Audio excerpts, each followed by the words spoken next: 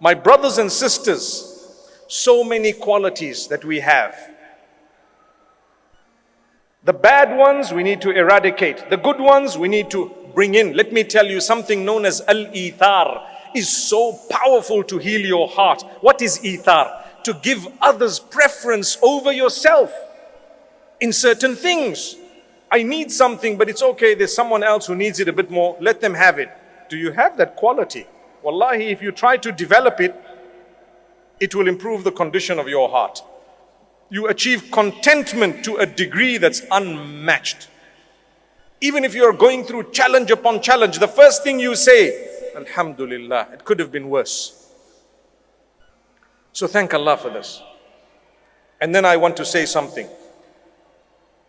I'm sure every one of us has been through some form of distress or challenge or heartbreak in our lives to the degree that we felt, this is so big, when is it going to end? And now it's ended. And we can't imagine or believe that we went through a phase where we thought it was the end of everything. I normally tell people who say, I am going through such a tough time, if I wasn't a believer, I probably would have taken my life. That's what some people say. And you tell them, my brother, my sister, ride the wave for now. You are going through struggles that are breaking your back almost, but they will not break your back fully. I tell you what, ride it with the help of Allah. There will come a day when you will forget that you actually went through such distress. You lost your job, it's okay. I'm going to keep trying, keep applying, keep going. A year, 2 years, 3 years, 4 years. Trust me, I know a brother who did not have a job for 10 years. In the last 6 months, he earned 6 million in a few deals. What happened? Allah gave him everything one time. It's a true story. But for 10 years, he struggled. He was really hand to mouth and he didn't even have. He borrowed and begged at times from friends. But the day came when Allah opened.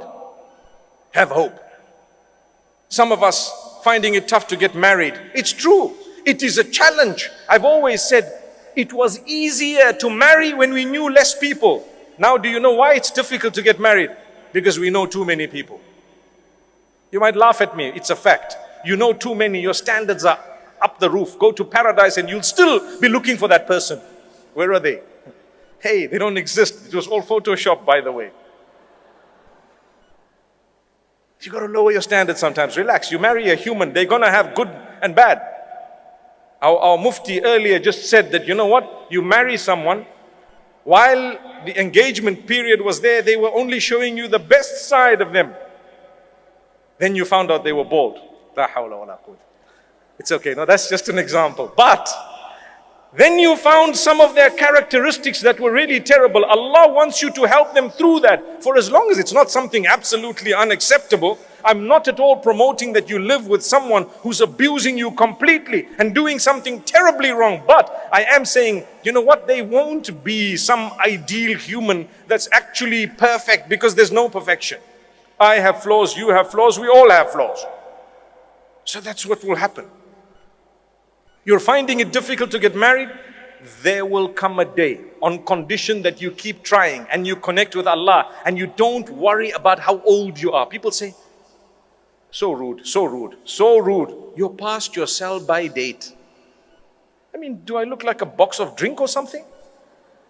You're past your sell-by date. How could you say that to someone?